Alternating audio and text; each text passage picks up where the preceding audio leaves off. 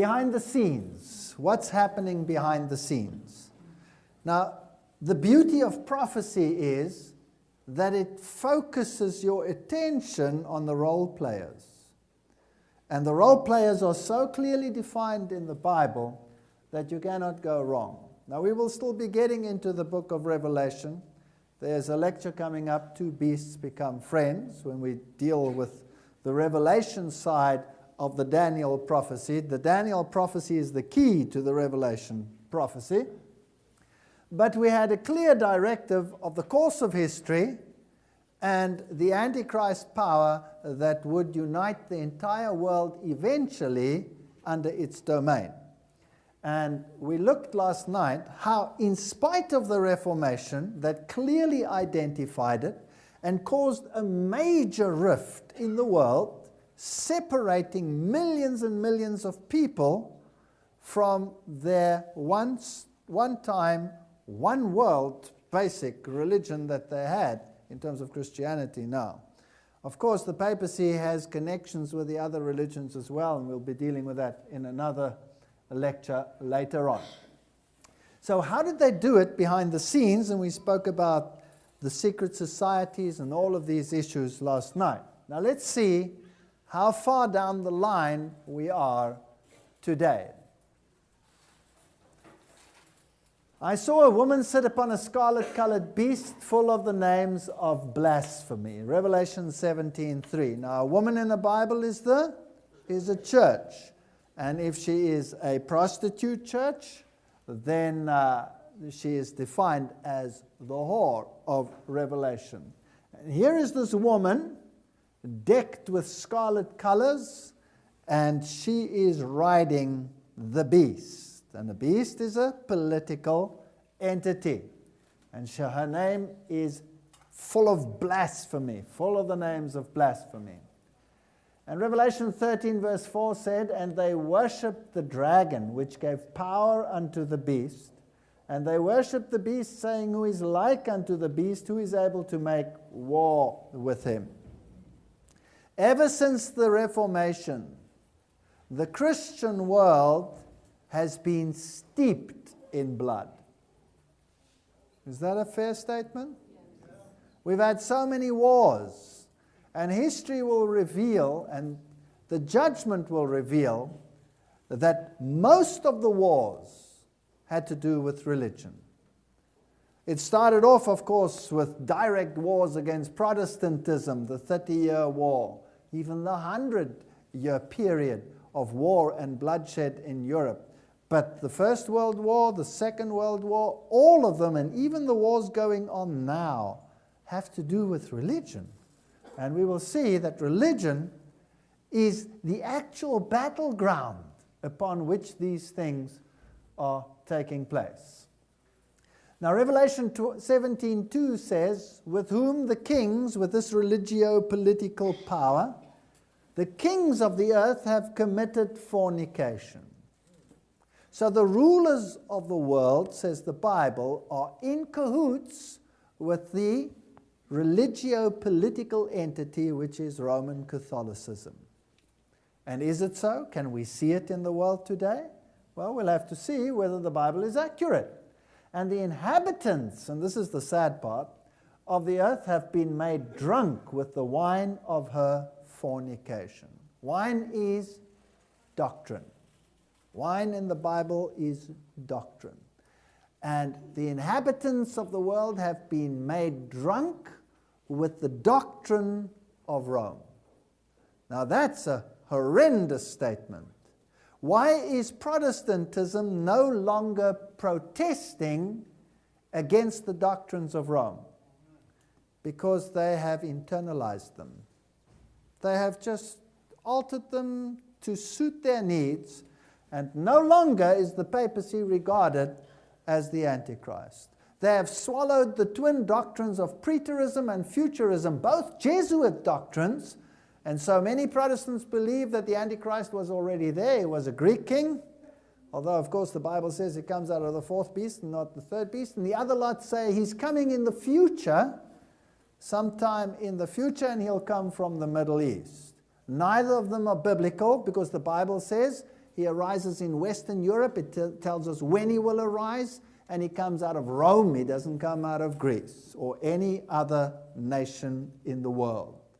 So Protestantism has taken the heat off the papacy by accepting wine of Babylon. That's just one aspect. We'll look at a lot more later on.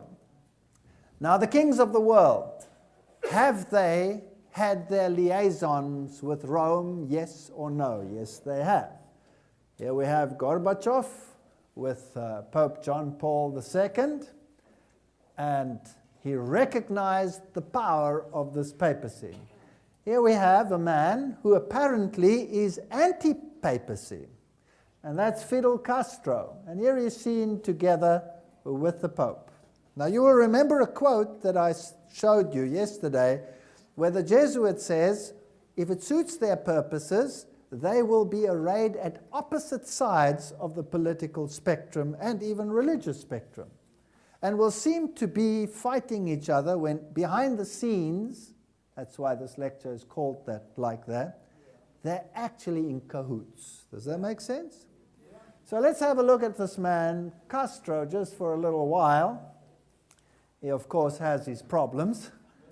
Pretoria News, August 20, 1999. Here he gives a signal which is fascinating. The Pope also gives this signal very often. It's a Masonic signal picture.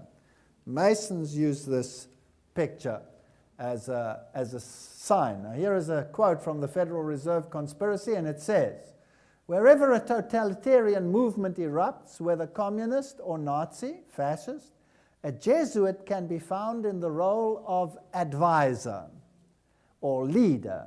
In Cuba, it was Castro's father, Armando Lorente. So in Cuba, the advisor, the Chaldean, next to this political leader was a Jesuit.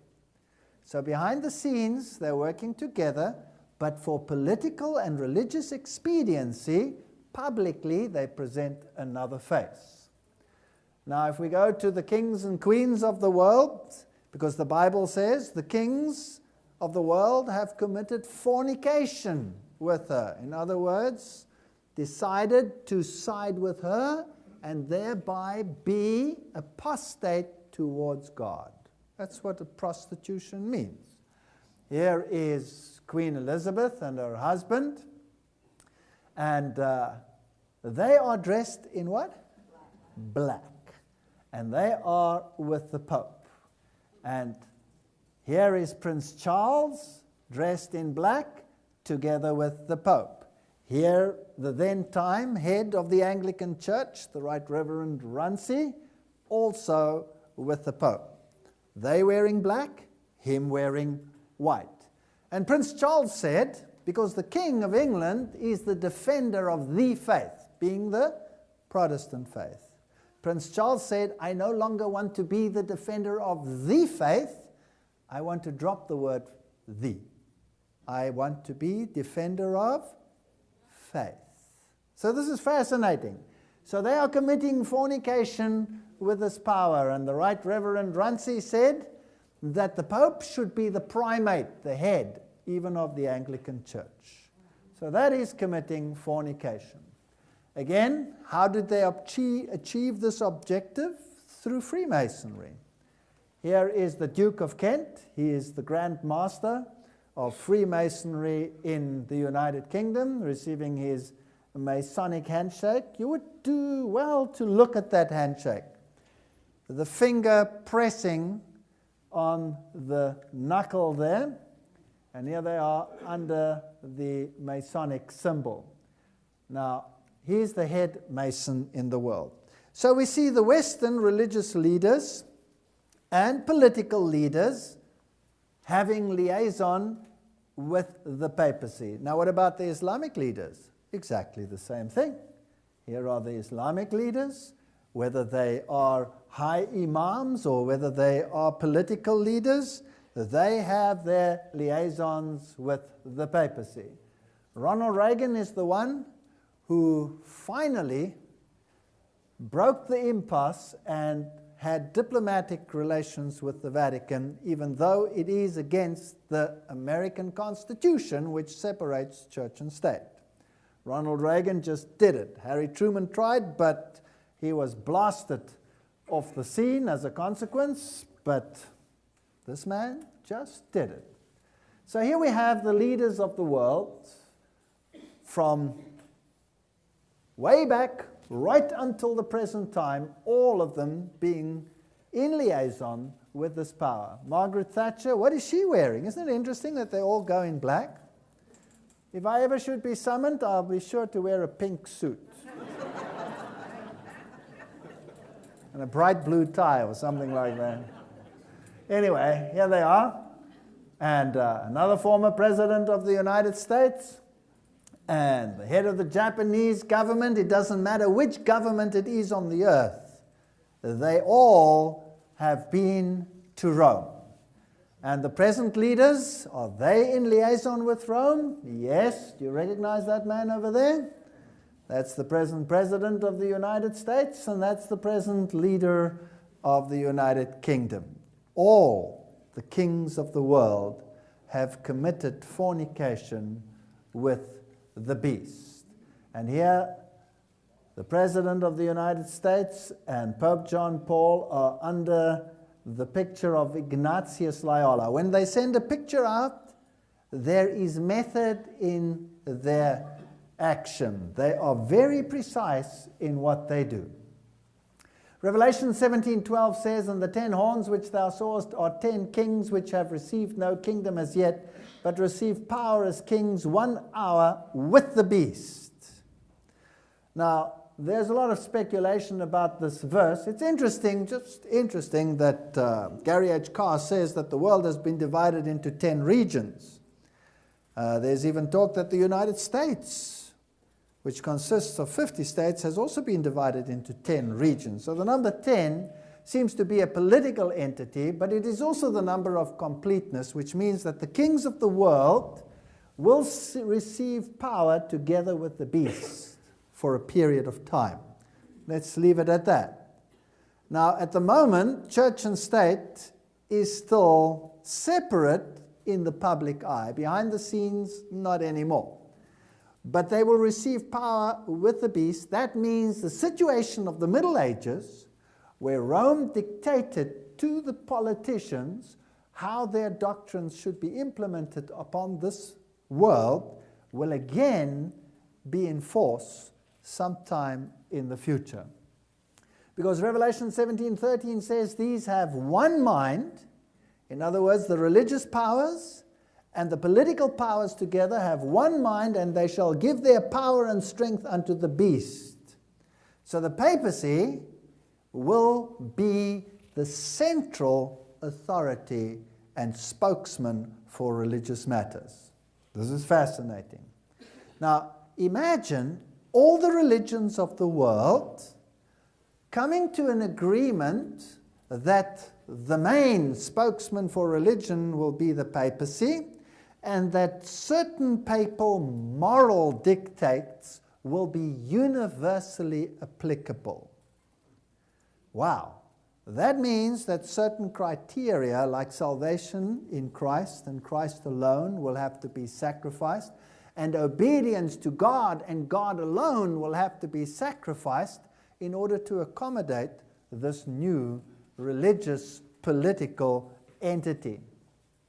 Isaiah says there will be a troublous time when this happens. Isaiah 26:20-21, "Come, my people, enter thou into thy chambers, and shut thy doors about thee. Hide thyself, as it were, for a little moment, until the indignation be overpast. For behold, the Lord cometh out of his place to," what does it say? "Punish the inhabitants of the earth for their iniquity. The earth also shall disclose her blood, and shall no more cover her slain." So it speaks about the resurrection of the dead in this text, and the Lord is coming to punish the nations.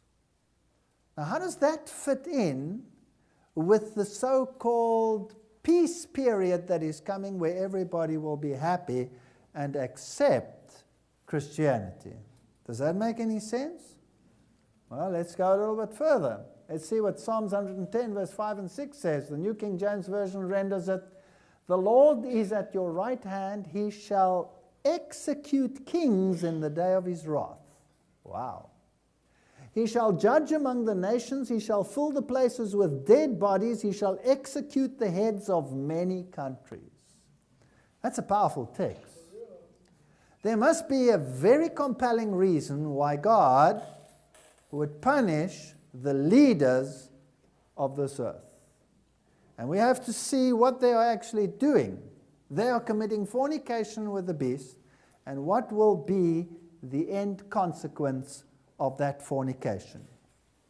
Let's just look at this Jesuit quote again. It comes from Popery, Puserism, and Jesuitism. "At what then do the Jesuits aim? According to them, they only seek the greater glory of God, but if you examine the facts, you will find that they aim at universal dominion alone.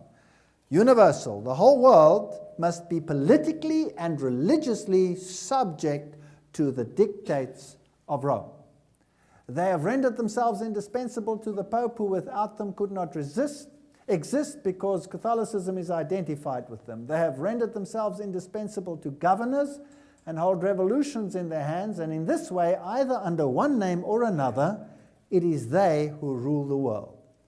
So whether they're called communism, communism was started by the Jesuits in their Paraguay experiments, their so-called reductions that they had there, and then they implemented it in the communistic regimes.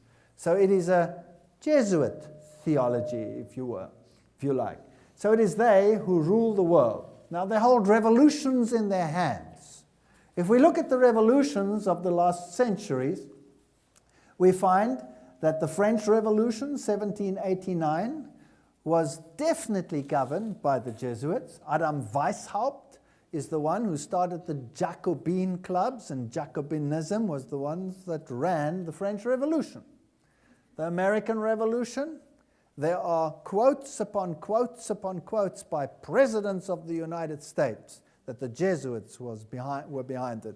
There's a DVD on this issue. By the way, these lectures are a summary of a number of lectures because we don't have the time, but the full story is on the DVDs. And then you had the Spanish Revolution. That's also a religious revolution. The Polish Revolution, the Italian Revolution, and the German Revolution of 1848. Plus the First World War and the Second World War. All of them fought for particular political, religious purposes. Let's look at the French Revolution because this one is pivotal. This is where the course of history was changed in a particular direction. And out of the French Revolution came the sacrifice of religion.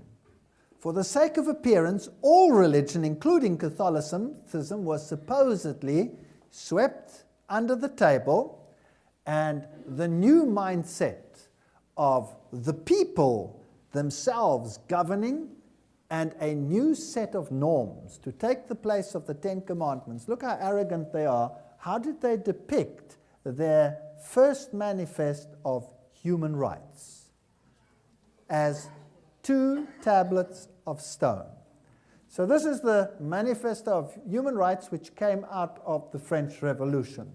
Up there you have the triangle with the all-seeing eye in it. Of course, it comes from Egyptology, but it is the symbol of the Jesuits. You will find it in every single Jesuit enclave. Then you have the serpent with the tail in the mouth.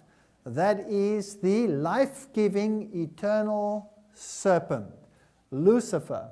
And then you have the Jacobin hat. And the Jacobin hat is what the revolutionaries wore when they enacted their revolutionary acts. And then you have a bundle of rods tied together with a spear through them, and this, of course, is a fasciae. Now, it's fascinating that you'll find the fasciae all over the Capitol building. You'll find it in your political arenas within this country. And this is distinctly Roman. The Jesuits were behind this. Remember that Weishaupt was a Jesuit, Voltaire was a Jesuit, all these people were Jesuit controlled. Now, what is a Jacobin hat? You see, they hide their symbols in plain sight because they think that the goyim, the uneducated, will never get it anyway. What is a Jacobean hat? So I did some searching for the Jacobean hat, and now where do we find it? There it is. This is the god Mitra. Mitraism, the Persian sun god. Now, Mitraism was the elite religion of Rome, and Catholicism is Mitraism. In Mitraism, you have 7 grades. When you reach the highest grades, you become a priest and you are addressed as father. In which religion does this take place? In Catholicism. It is a secret Luciferian sun worship theology which publicly puts forth a perdition faith, kissing Jesus, when in actual fact they keep him crucified in the Mass and in the crucifix. So this is a terrible deception. Mitraism is the secret religion of Rome. And that is why the Statue of Liberty has the crown of Mitra around it, because Rome says it was a gift from the French after the French Revolution to this country, and Rome is basically saying, you're mine after all, and I'll get you. And they have. Now, I told you about Albert Pike yesterday. Now, apparently, there's a lot of controversy. Some say this is not true, it never happened, and others swear by it. And apparently it was in the British Museum until a few years ago, the document, and then it was taken off display and disappeared. But anyway, he wrote a letter to Mancini dated August 15, 1871, in which he outlined plans for 3 world wars that were seen as necessary to bring about a one world order.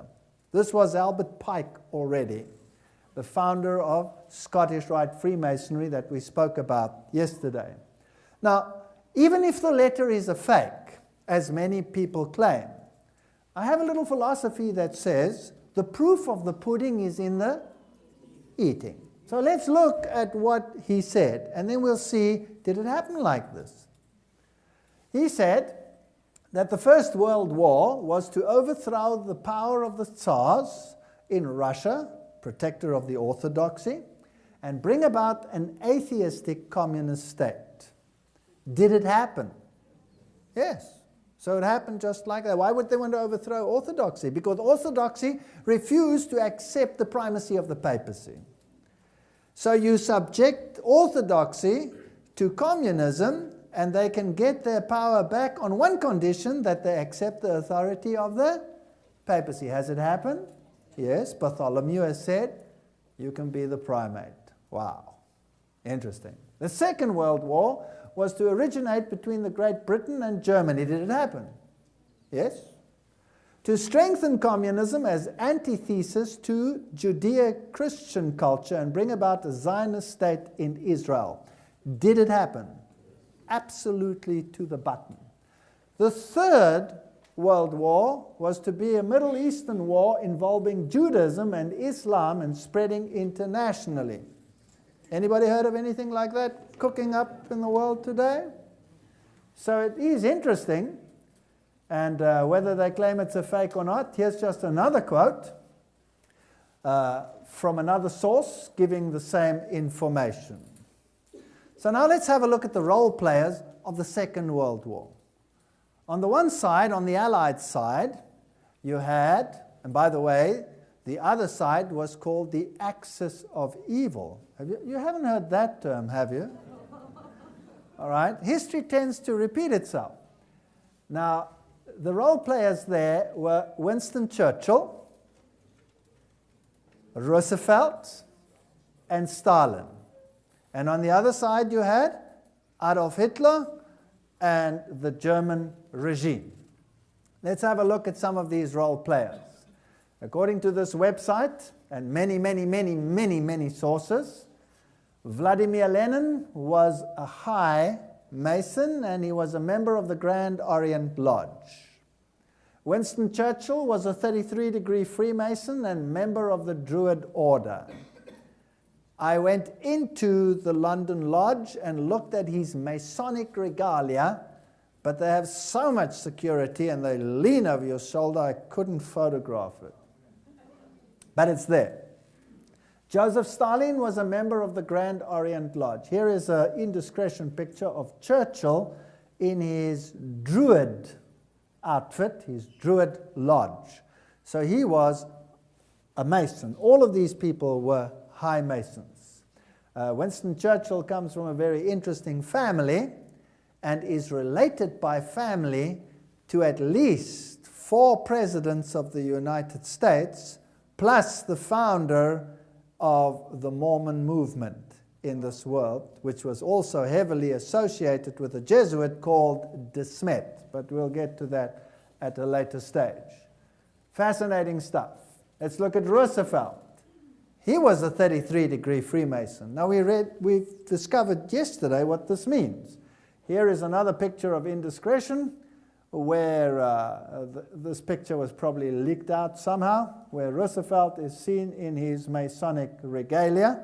But I've been in so many lodges where you can get in, and we've been in some rooms where you can see all the presidents, and Roosevelt is listed in all of them, so there is no doubt about his affiliation. He was also a Shriner. Here he is in his Shriner regalia, President Roosevelt in Freemason regalia, and Myron Taylor, whom he made special delegate to the Vatican after Pacelli's visit. So here, through Freemasonry, we have a shift away from Protestantism towards Catholicism. Back to the mother. I will not suffer loss of children, she says. They will come back to me. Now let's look at the other side. So the one side is totally Masonic. What's the other side? Adolf Hitler said, quote, I learned much from the order of the Jesuits. Until now, there has never been anything more grandiose on the earth than the hierarchical system of the Catholic Church. I transferred much of this organization into my own party. Secret history of the Jesuits. The SS, which is an occult symbol, and bands like KISS, for example, use the SS, right? Was constituted according to the Jesuit principles. Himmler, head of the SS, was closely associated with the Jesuits through his father and brother. Hitler said of him, I see Himmler as our Ignatius Loyola. Joseph Goebbels was a trained Jesuit. So who controlled the military side or the political side of Germany? The Jesuits. Who controlled the other side? The Freemasons. Who controls the Freemasons? The Jesuits. So can you see how it works? And you have thesis, antithesis, you rub them up against each other. Who's the enemy? Who's the ultimate enemy? Protestantism is their enemy.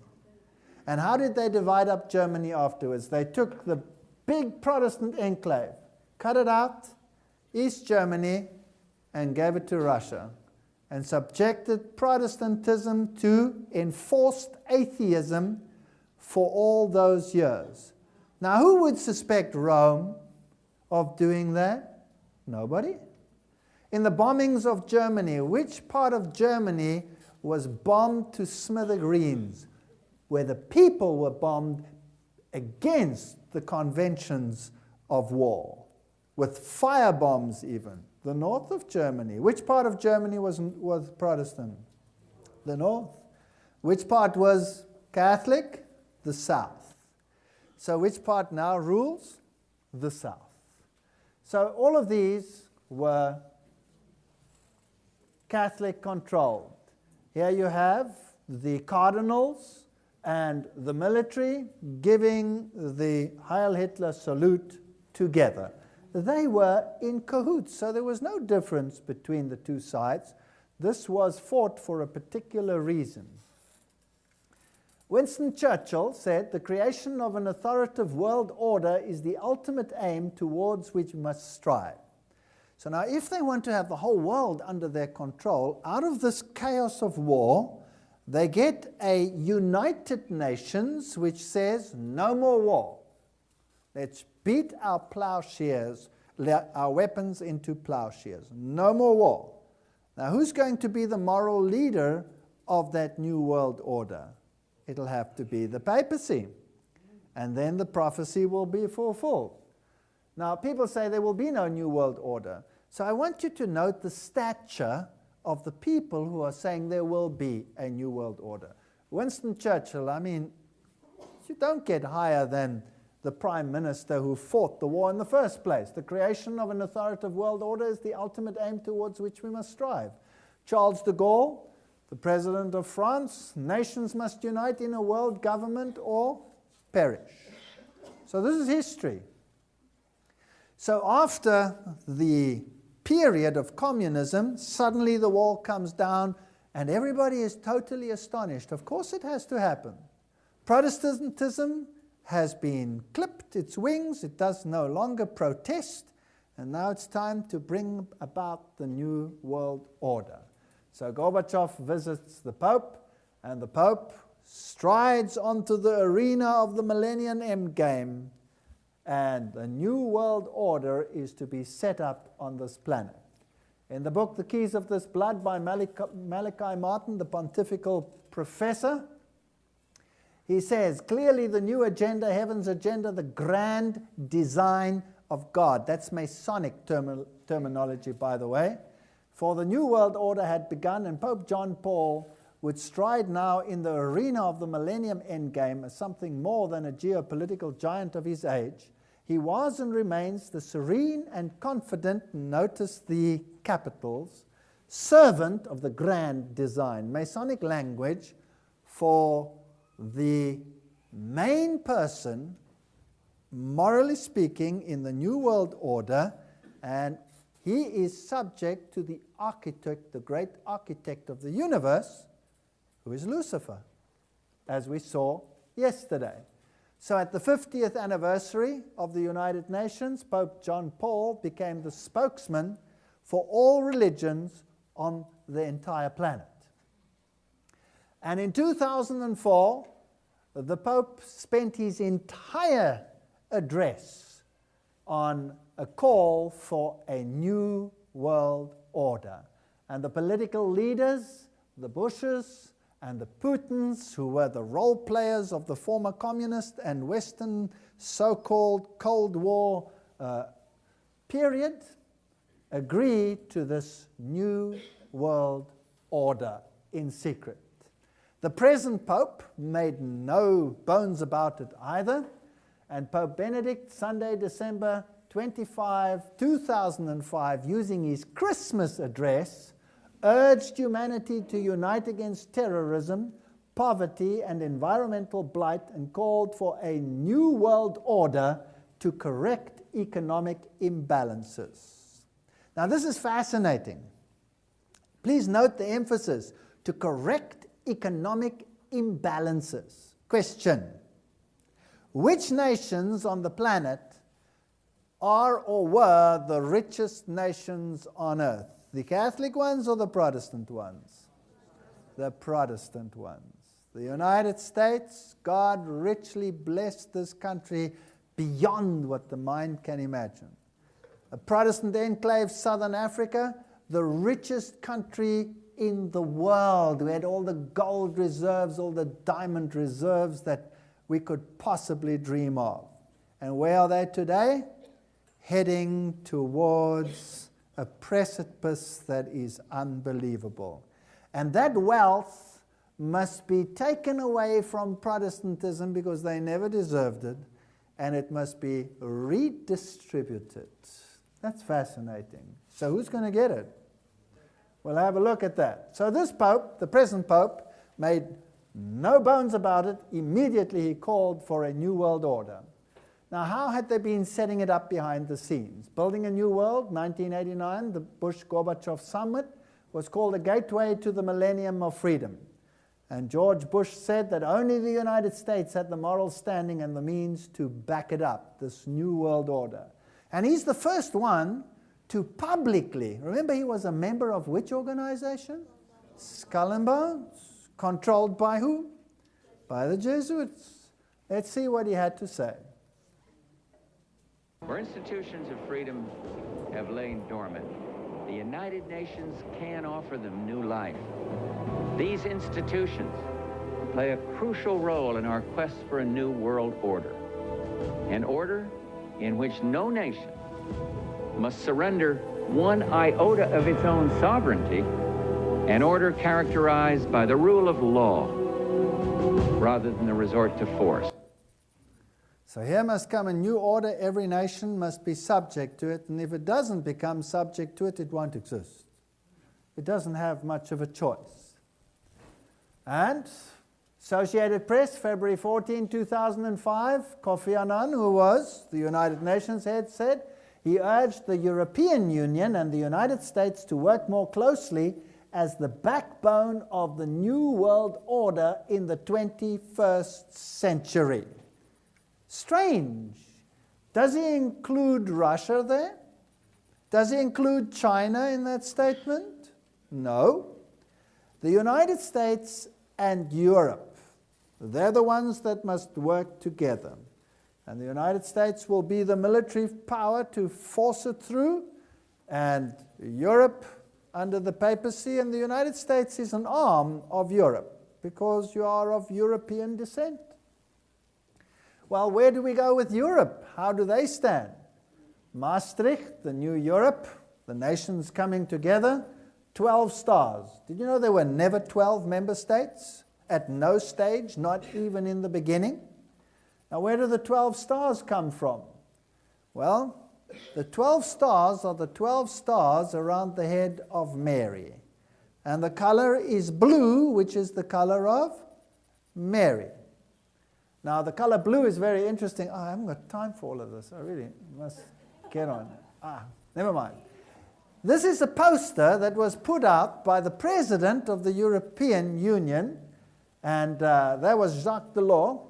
And here they posted this poster publicly. It is the Tower of Babel, and there's a crane on it because the Tower of Babel is under construction. And he says, this Jacques Delors said, we are building a new Babel, and this time we will succeed. Now, wow, that is a statement in the face of whom? Of God. Please note that the 12 stars are upside down in the shape of the goat of Mendes' head. This is Luciferian. And here's another little clue for you. One of the stars is hidden behind the central tower so that you can only count how many stars? 11. In Masonry, the number 11 is the number of chaos. So if you hear the number 11, then listen up. 9, 11. Well, Arthur Waite, who was a very high Freemason, of course, also author of many Masonic books, he says Babel, of course, represented a Masonic enterprise. That's fascinating. Go a little bit further. It says over here, they remembered that the people who were of one language and one speech journeyed from the east to the west, Masonic language, like those who have tried and proved as master masons. When they reached blah, blah, blah, blah. Notice what he says here. Out of evil comes good, however, and the confusion of tongues gave rise to the ancient practice of Masons conversing without the use of speech. Who?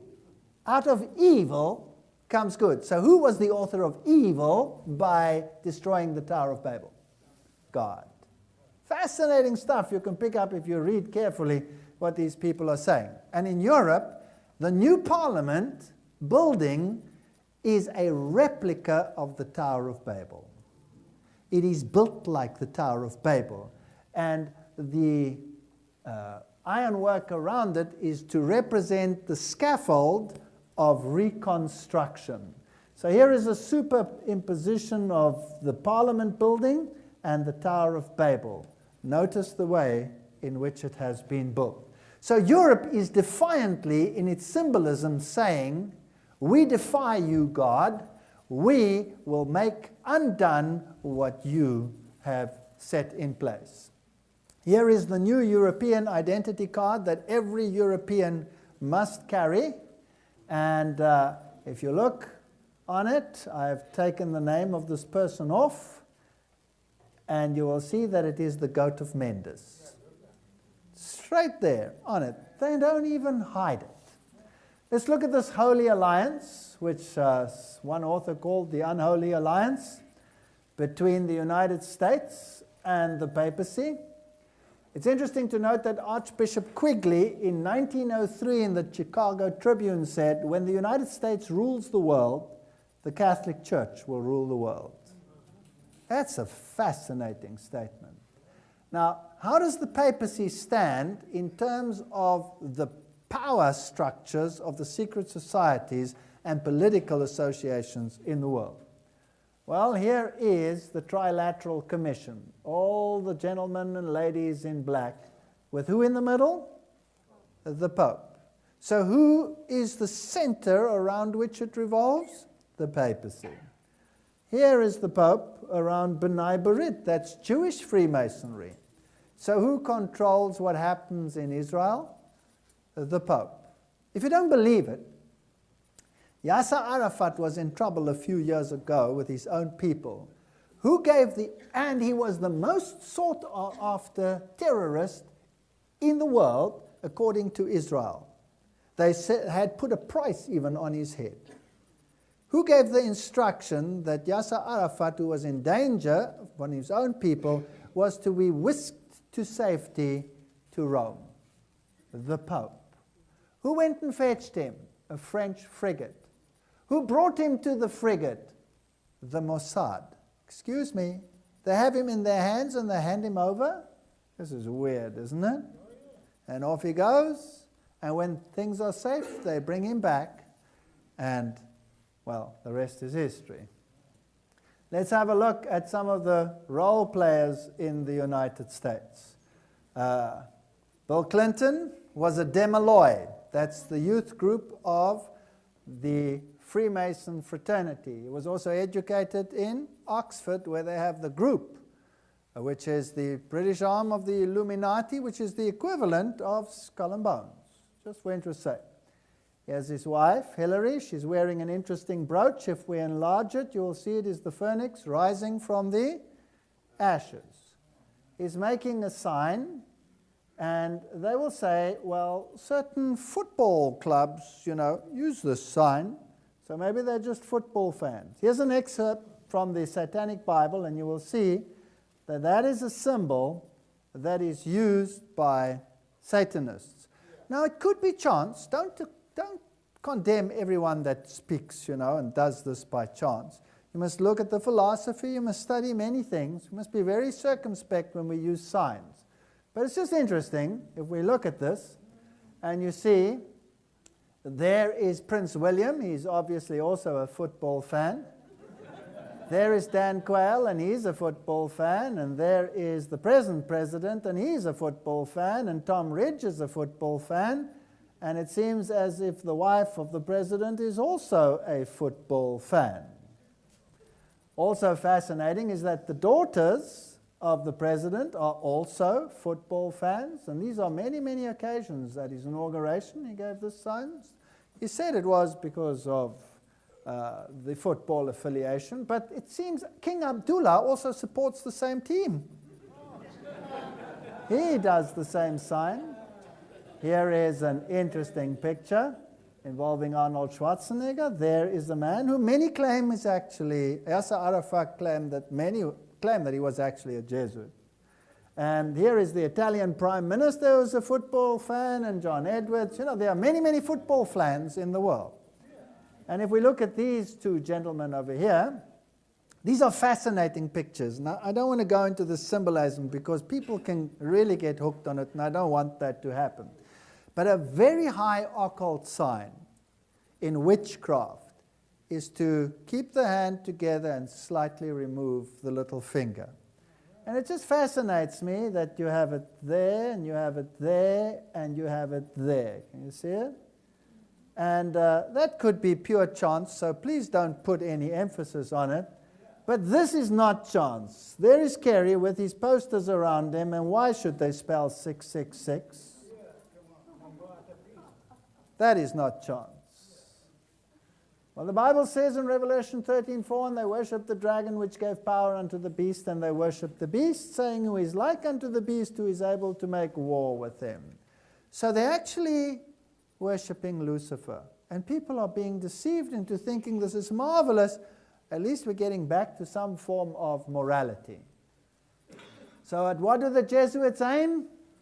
They aim at universal dominion, and they hold revolutions in their hands, and it is they who rule the world.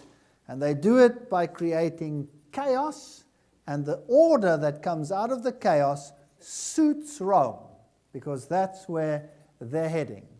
Now let's have a look at a very important person. His name is George Weigel, who is Senior Fellow of the Ethics and Public Policy Center in Washington, D.C. Now, he no longer holds this position, as far as I know, because he has just been appointed as advisor to Pope Benedict. So this is not just anyone. These are the people, the movers and the shakers of American policy. And he said the following: the process of ordering and organizing the world is at the moment going forward. The issue is not whether we shall have order in the world. The contemporary condition of chaos, notice the terminology, isn't it fascinating? Well, by the way, this is an address that he held at Columbia University, and it was also published in First Things in May 2004. So this is a document by a very, very prominent American. So the contemporary condition of chaos has become intolerable on a world scale, and the insistent demand of the peoples of the world is for order. The question is then, on what principles is the world going to be organized? That's a good question, isn't it? Right. He continues, a new conversation is in order, a conversation about order.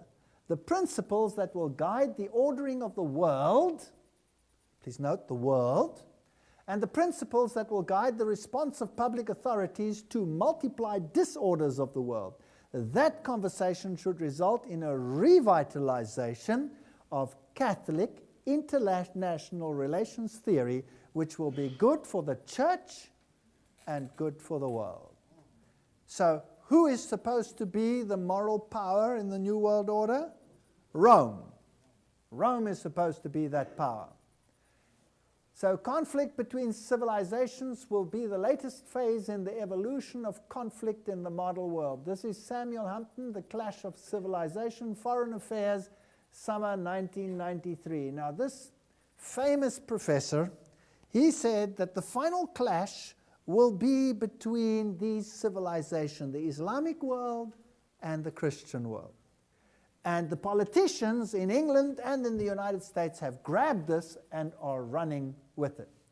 Conflict between civilizations will be the latest phase in the evolution of conflict in the modern world. In much of the world, religion has moved in to fill the gap, often in the form of movements that are labeled fundamentalists. Such movements are found in Western Christianity, Judaism, Buddhism, Hinduism, as well as Islam. In most countries and most religions, the people active in fundamentalist movements are young, college-educated, middle class, technicians, professionals, business persons. The unsecularization of the world, George Weigel has remarked, is one of the dominant social factors of life in the late 20th century. The revival of religion, as Gillis Keble labeled it, provides a basis for identity and commitment that transcends national boundaries and unites civilizations. So now you can see that the politicians of the world are saying that religion, instead of creating chaos, must bind us together. In other words, the pain of religious clash must become greater than the pain of giving up your religious dogmas in order to have peace. Does that make sense? That's scary. That's very scary. Well, let's have a look at the big Protestant movers in the world. Robert Schuller, in an interview with Larry King, asking why you have met the Grand Mufti and why are you here? The idea of bringing religions together, right? Schuller says, absolutely. We're in a totally new era. The age of being able to indoctrinate people is finished. King. Does this visit, Robert Schuller, give you encouragement? Schuller, oh, absolutely. The Grand Mufti says religion is like rain that falls. The extremists pollute the pure water. I predict we're going to focus in the next millennium as religious leaders to clean up the pollution in religion. So anything that is extreme, anything that says my religion and my religion alone will have to go. Wow. Now, remember that they said there's going to be this clash. Now, let's have a look at the two powers that are squaring up. From the Islamic world, which one is the leading power? Iran, no doubt. From the Western world, which one is the leading power? The United States. Do we have a thesis and an antithesis? Yes. Iran speaks about a new world order. Iran's foreign ministry Monday asked for an international community to modernize its understanding of global politics and its approach to the war on terror. So they're saying we need a new world order based on Islamic principles. And the West is saying we need a new world order based on other principles. Well, here is the Pope, and he's speaking with an Islamic leader, the Pope with Mubarak. Pope Benedict met with Egyptian President Hosni Mubarak March 13, that was 2006, that was last year, to discuss the situation in the Middle East, tensions surrounding Iran's nuclear program, and religious tolerance in Egypt and the Vatican. And here they're coming together and saying, let's work together. Remember the Hegelian principle? Thesis, antithesis. What is the President of the United States doing?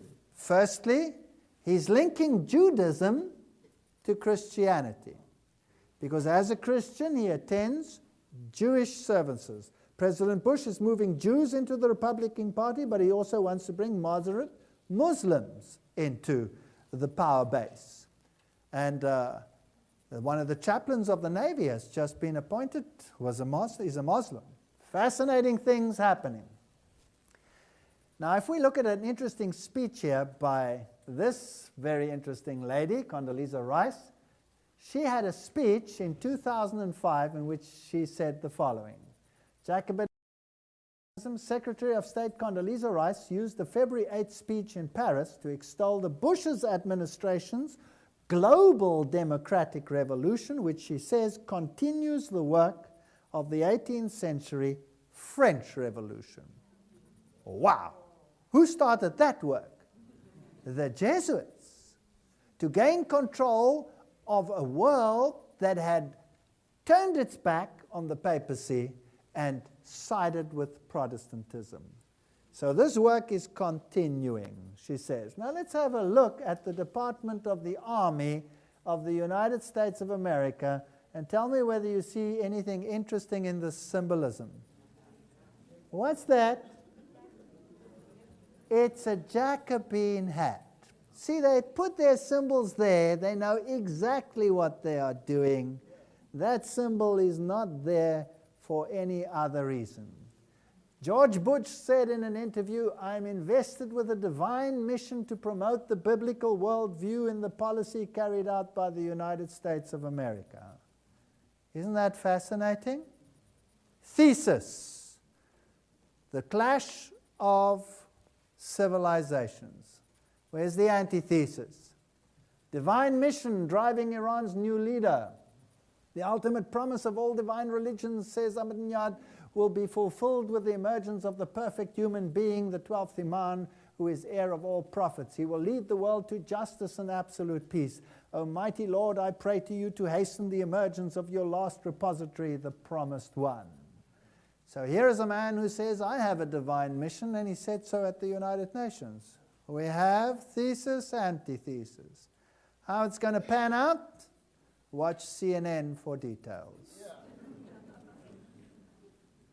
This is the Report newspaper, 23rd April 2006. Bush is gereed. Bush is ready for a conflict with Iran. Whether it will happen, whether it won't happen, we'll see. Pike said there will be 3 conflicts. We'll wait.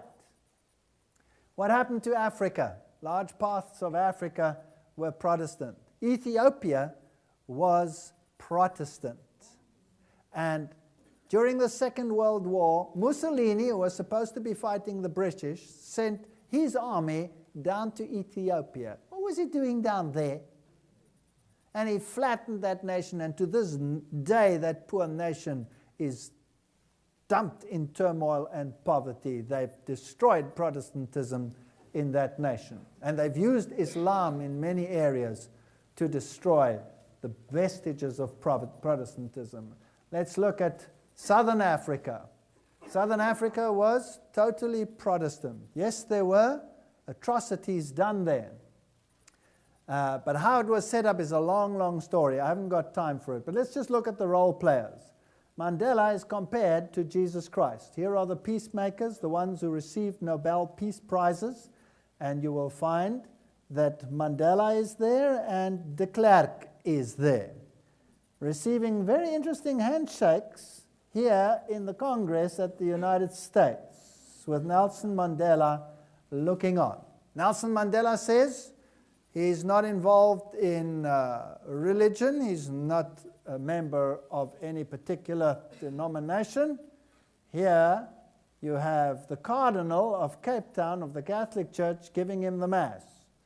Now, Catholic canon law says only Catholics may receive the Mass. That's fascinating.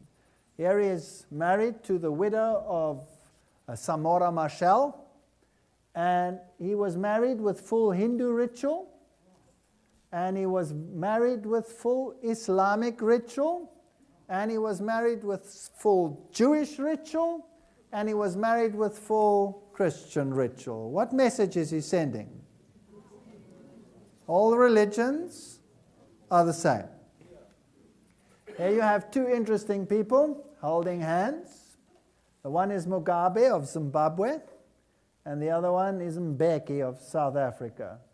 This man has taken the white farms, white-held farms, they were Protestants, all away, and now he's giving back some to whites. But Protestantism has been wiped out in terms of its power base, and there has been a redistribution of wealth. Okay, in South Africa, they're murdering the white farmers, left, right, and center. But this is not a racial issue, this is a religious issue. What have they done to the Zulu nation, which is a black nation? They have divided it in the middle, and the blood flowed like you cannot believe. Because half of it is Catholic and half of it is Protestant. Too much of it is Protestant, so it may not rule. So the Xhosas rule and they're Catholic. So this is an impasse. The strongest nation in Southern Africa is not ruling. The second strongest. How did they achieve that? With bloodshed, separating them. And it's a horrendous story. It's religious. It's got nothing to do with color. And in Zimbabwe, where the country is in ruins, what are they building? These magnificent buildings going up there, brand new in the middle of chaos. And what does it say there? Jesuit province of Zimbabwe. The Jesuits are building their Africa headquarters right there. Isis Horus Set, the Egyptian Trinity. And the new coat of arms of Southern Africa is the phoenix rising from the ashes and the 7-spired crown of Mitra. Now let's go to the United Nations and see how they're putting this together. They have won the war. We, as Protestants, have lost it. What is the United Nations doing? U Thant said, he was, I think, the 3rd Secretary General, World Federalists hold before us the vision of a unified mankind living in peace under a just world order. The heart of their program, a world under law, is realistic and attainable. There's U Thant with Pope Paul VI. He was a communist, U Thant. Here is the next, one of the next ones. This is Waldheim with the same Pope receiving the same hearty greeting. He was a fascist. You see, it doesn't matter whether you are from the one extreme or the other extreme. The end justifies the means. And Pope Paul VI, the one who was shaking the hands of these founder powers in the United Nations, he's the first one to use this broken cross with Christ with a Masonic triangle. If you turn him upside down, he's an emaciated, beaten enemy hanging on a broken cross. It's an occult cross. Pope Paul VI wrote a papal encyclical that called on the nations to abandon sovereignty and to form a world government.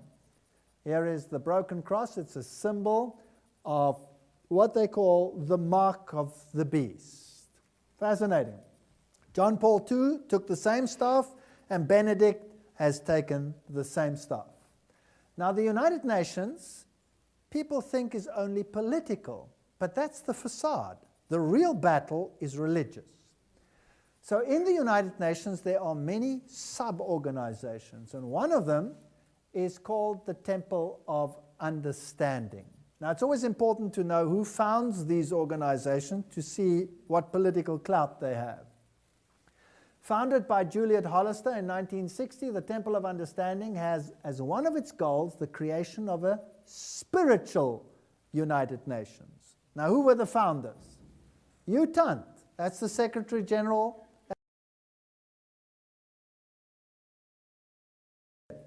The President of the United States, Thomas Merton, Jawaharlal Nehru, Anwar Sadat. There you have Islam involved. And Radhakrishnan, here you have, who involved? Hinduism.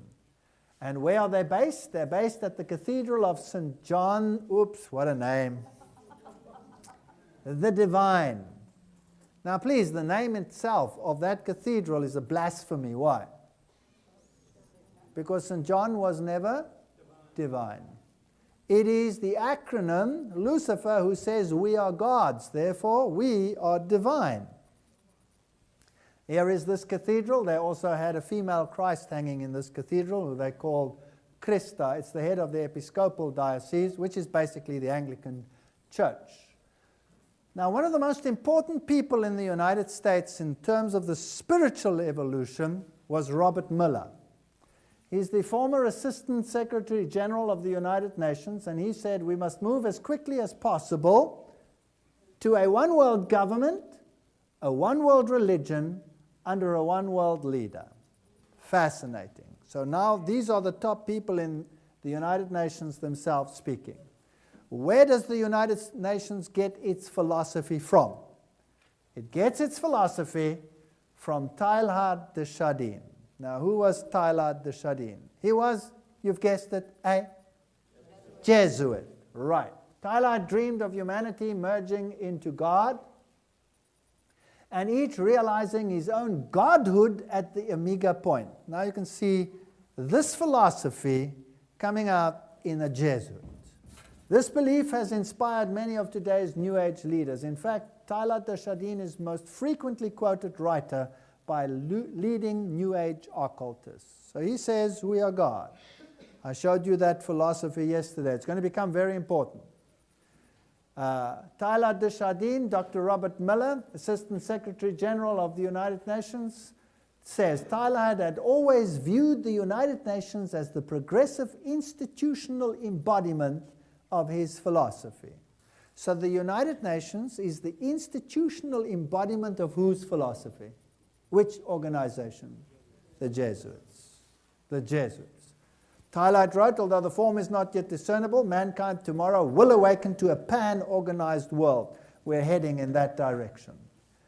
Robert Miller wrote, Teilhard de Chardin, influenced by his companion, Father de Brevery, who inspired his colleagues, who started a rich process of global long-term thinking in the UN, which affected many nations and people around the world. And then Robert Miller says, I have myself been deeply influenced by Teilhard. By which philosophy? Jesuit philosophy. He says, any Teilhardian will recognize in this the spiritual transcendence which he announced so emphatically as the next step in our evolution. So where's mankind going? So he was a French Jesuit, he was a eugenist, he was a Marxist, he was a pantheist, he was an evolutionist, and he was a humanist. And he's the father of the New Age and the founder of the philosophy of the United Nations. Here are a few of his quotes. It is a law of the universe that in all things there is prior existence. Before every form there is a prior but lesser evolved form. Each one of us is evolving towards Godhead. So basically they believe we're gods. What I'm proposing is to narrow that gap between pantheism and Christianity by bringing out what one might call the Christian soul of pantheism, or the pantheistic aspect of Christianity. Whoa! Now we've got a clue. Pantheism comes in many forms. And has Protestantism swallowed pantheism, yes or no? That's a question we must ask ourselves. I can be saved only by becoming one with the universe. That's Buddhism. I believe that the Messiah whom we await, whom we all without any doubt await, is the universal Christ, that is to say, the Christ of evolution. And here is his famous quote. This is in Christianity and Evolution, Tyler de Chardin. He said, "A general convergence of religions upon a universal Christ who satisfies them all. That seems to me the only possible conversion of the world and the only form in which a religion of the future can be conceived." Wow. So if we have a universal Christ that satisfies all religions, what must then happen to Jesus Christ? Must he become less or more? He must become less. He must be the equivalent of all the Buddhas and all the emanations and the Sai Babas and who these people all are in the world. He's just another one of them. And the text in the Bible which says there is no other name under heaven and earth whereby you can be saved except the name Christ Jesus will have to be what? Trashed. Let's look at how the United Nations is really a spiritual organization enacting a spiritual unity. Well, one of the first, the second one in fact, Secretary Generals was Dag Hammarskjöld, and he set up the prayer room in the United Nations. And he has this trapezoid building with all this symbolism, which is New Age symbolism, and he says, "The stone in the middle of the room has more to tell us. We may see it as an altar, empty, not because there is no God, not because it is an altar to an unknown God, but because it is dedicated to the God whom man worships under many names and many forms." Well, excuse me, the prayer room in the United Nations is not dedicated to my God, because he has a name and he is not worshipped under many forms. Is that correct? So this is paganism.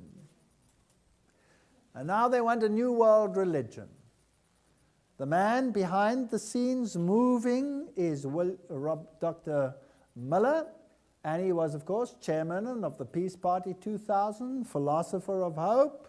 He was top-level global spokesperson. He's also the chancellor of the University of Peace in the United Nations. So this is a very high-level person. He also received the top UNESCO prizes, etc. He says, was it not inevitable that the UN would sooner or later acquire a spiritual dimension? He says that Pope John Paul II said that we were stone cutters and artisans. What is that kind of language? Masonic language. I like it that you are so with it here. So he says that this is becoming a reality. This Masonic empire, Luciferian empire, Jesuit empire, Catholic empire is being built in the world. The tapestry of its work encompasses the total condition of humankind on this planet. That means every aspect, spiritual, temporal, everything. All this is part of one of the most prodigious pages of evolution. It will require the detachment and objectivity of future historians to appraise fully what happened in the last third of our century and to understand what the real significance of the United Nations was. What was the real significance? Let's ask Robert Mueller. Remember who this man is? He says, no human force will ever be able to destroy the United Nations. He hasn't read Daniel 2. For the United Nations is not a mere building or a mere idea. It is not a man-made creation. So if it's not man-made, who made it? Well, it certainly wasn't God, because the prayer room is not dedicated to God. The United Nations is the vision light of the absolute supreme, Masonic language, which is slowly, steadily, and unerringly illuminating, Masonic language, the ignorance, the night of our human life. The divine success and supreme progress of the United Nations is bound to become a reality.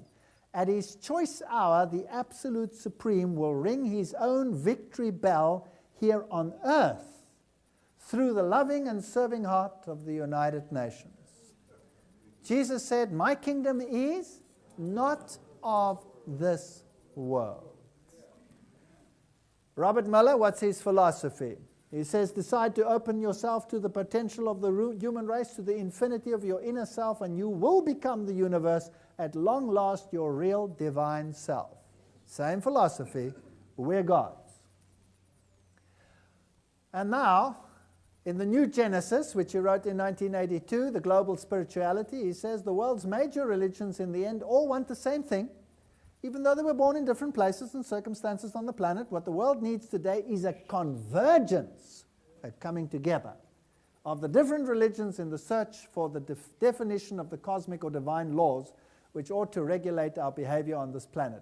Worldwide, spiritual ecumenism expressed in new forms of religious cooperation and institutions would probably be closest to the heart of the resurrected Christ. But that's a cosmic Christ who satisfies them all, not my one.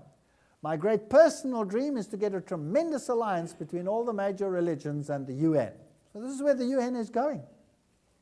And so in 1995, they started an organization called the United Religious Organization, which was to be fully operational by June 2005. So they have a timetable. It's just recently fully operational. And this is what Robert Mueller said about it. Do not worry if not all religions will join the United Religions Organization. Many nations did not join the UN at its beginning, but later regretted it and made every effort to join.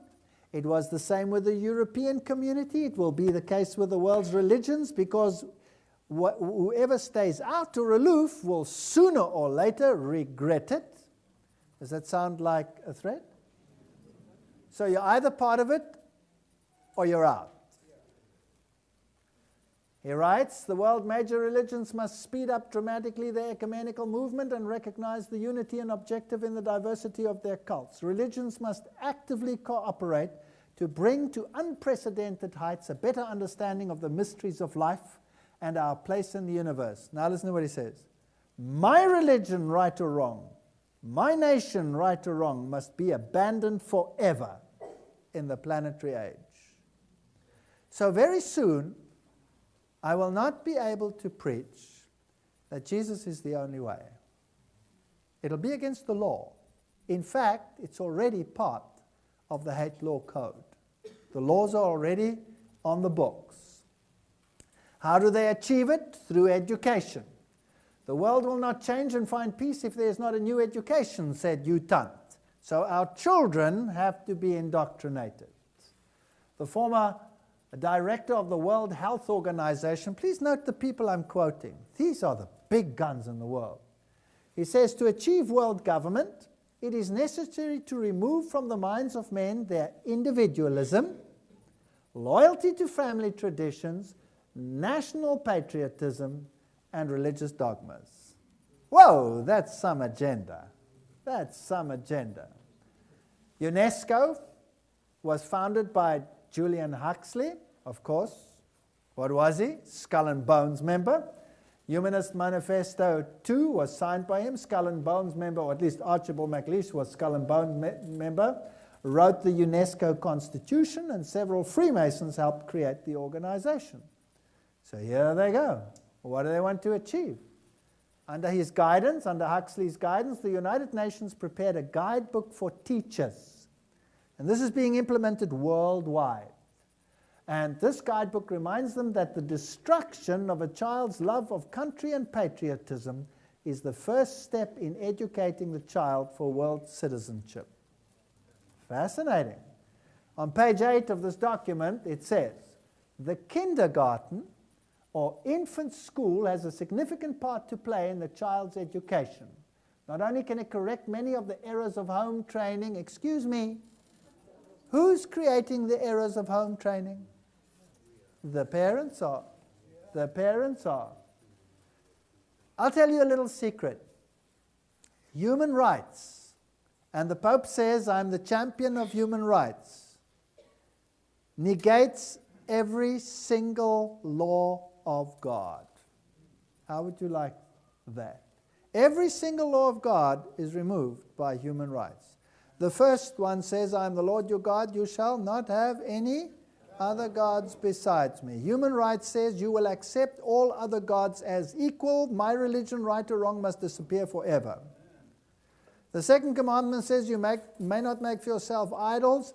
Idolatry is part and parcel of every religion, and therefore if you say anything against it, you are conducting hate speech. And we can go through the 10 Commandments and you will see amazing things. We'll come to that in a little while. All right, we don't have to go into great detail. Robert Miller was asked to create a world core curriculum, which was to be operational in 2005. And so in many countries in the world, you had a new curriculum after 2005, including my country. And in the new curriculum, evolution must be taught, or your school will be closed. In the new curriculum, there will now be a religious studies. And little children will be taught all the religions of the world and must be able to recite the prayers of Islam and Hinduism and all the other religions. If you want to do homeschooling and take your children to your home, the inspector will come to your home to see if your children can do it, and if they can't, you will be punished. That's the new curriculum. Fascinating stuff. He's also the founder of the Framework for World Media Coverage. Notice what he says. He says the underlying philosophy upon which the Robert Miller School is based will be found in the teachings set forth in the books of Alice A. Bailey. Wow. That is the occult channel, who is the subsequent leader of the Theosophy Society, of which Blavatsky was the founder. And her books were published by Lucifer Publishing Company, later called Lucis Trust. And the United Nations says this is the basis for the new education. Occultism, demonic. There must be a new economic order. I want to tell you a little bit about this new international economic order. Now, the basis of all of this comes from the Jesuits and comes from Roman Catholicism. So let me quote for you the famous encyclical of the papacy, Rerum Novarum. Now, this is quite an old encyclical, but Pope John Paul II said this is the one that must be implemented in the entire world. So I'm interested to hear what it has to say. In this encyclical, the Roman Church State allied herself with the proletariat, which in Marxism is the great and final enemy of the capitalist order. Let's look at the economic thought of the Roman Catholic Church. Thomas Aquinas, one of their philosophers, wrote, because the goods of some are due to others by natural law, there is no sin if the poor take the goods of their neighbors. Thomas wrote, in cases of need, all things are common property, so that it would seem to be no sin in taking another's property, for need has made it common. Okay, what does the Bible say? Thou shalt not steal. Thou shalt not even covet thy neighbor's goods. That's what the Bible says. Redistribution of wealth. Please give me another term for redistribution of wealth. Stealing from those who have and giving it to those who you think should have it. Right? Is it breaking the commandments of God? Yes or no? So this Roman Catholic philosophy, is it breaking the commandments of God? Yes. And the Bible says, Sin is the transgression of the law. So the man of sin writes encyclicals where he says, this is fine. Let's have a look. Here we have his article, Summa Theologica. He says, not only is such taking of another's property not a sin, it's not even a crime. Fascinating. It is lawful for a man to succor his own need by means of another's property by taking it either openly or secretly, nor is this, properly speaking, theft and robbery. It is not theft, properly speaking, to take the secretly and use another's property in case of extreme need, because that which he takes for the support of his life becomes his own property by reason of that need. In case of a like need, a man may also take secretly another's property in order to succor his neighbor in need. Whoa, this is neat. Now, a few years ago, if I found a thief in my house and I shot him, in my country or any other country, did you go to jail? No. If I found a murderer in my house who had murdered my child, raped my wife, and I shot him, did I go to jail? No. What happens today in either of those two cases? I go to jail. For what? For murder. Because I must prove that he meant me bodily harm. My child's already dead, doesn't affect me. My wife's already raped, doesn't affect her anymore. And he hasn't put a hole in me, therefore I may not touch him. Who is being protected today? The criminal. All over the world. This is Roman Catholic economic thought. And in which countries is it mainly implemented? Protestant countries. Let's read further. Now we'll see what John Paul has to say on it. Now let's go to the modern papacies.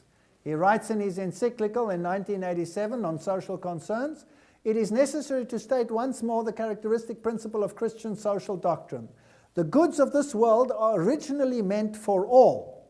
The right of private property is valid and necessary, but it does not nullify the value of this principle. Private property, in fact, is under a social mortgage, which means that it has an intrinsically social function based upon and justified precisely by the principles of universal destination of goods. Brilliantly written. What does it mean? It means that the house that you possess, the property that you possess is not yours.